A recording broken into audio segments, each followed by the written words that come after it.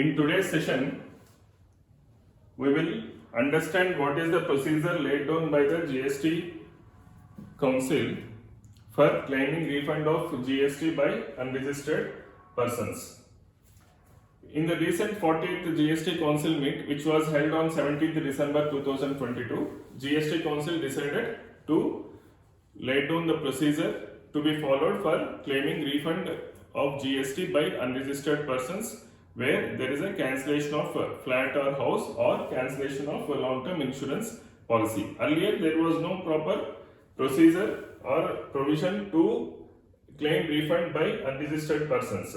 When there is a cancellation of flat or house or long-term insurance, the supplier has to issue a credit note, and in case the credit note is not issued within the time limit, actually there is no time limit to issue credit note or debit note, but wherever the credit note or debit note has been issued, and it has to be reported within the prescribed time limit. If that is not reported, then there is a time limit to report the debit or credit note, but that if that time limit has expired, then the adjustment of GST by supplier is not possible. Hence, GST Council decided to lay down the procedure, and Department of Finance, Department of Revenue has issued notification number 26/2022 dated 26 December 2022 laying down the procedure to be followed by unregistered persons for claiming refund of GST in case of cancellation of flat or houses or cancellation of long-term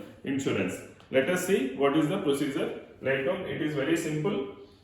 One is the statement containing details of invoice number, invoice date, taxable value, tax paid, and what is the date of payment to the supplier. Those details have to be tabulated and provided, and copy of invoices, all the copy of invoices against which the unregistered person has paid money to the supplier, those copy of invoices, and proof of making such payment. Proof of making such payment means you have to show the bank statement where this money has been debited in the unregistered person's bank statement, and also the receipt from the supplier that can be kept as proof of payment, and copy of agreement or registered agreement.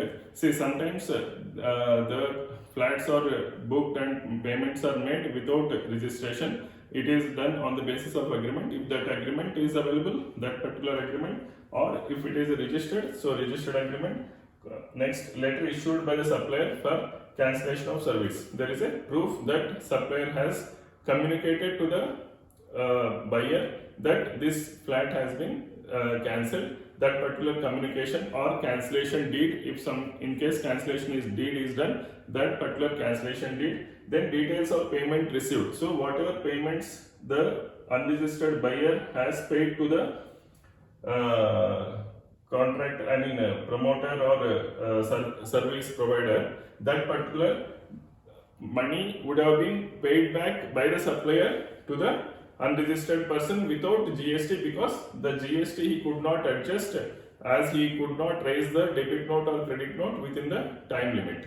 Okay, so that particular proof of payment received by the unregistered buyer from the supplier also have to be kept as one of the documents, and we have to take one certificate from the supplier saying that the tax against these particular invoices has been paid and it is not claimed as refund earlier, okay, and it will not be claimed for refund in future also. That kind of declaration we have to take from the supplier, and very categorically they have said that there is no requirement of CA certificate. There is no requirement of CA certificate because in rule number 89, in one of the clauses it is mentioned that CA certificate is required, but for the purpose of this particular refund the CA certificate is not required. That is also they have stated in this notification. So in case where there is a cancellation and builder or promoter could not raise the credit note, then the unregistered buyers can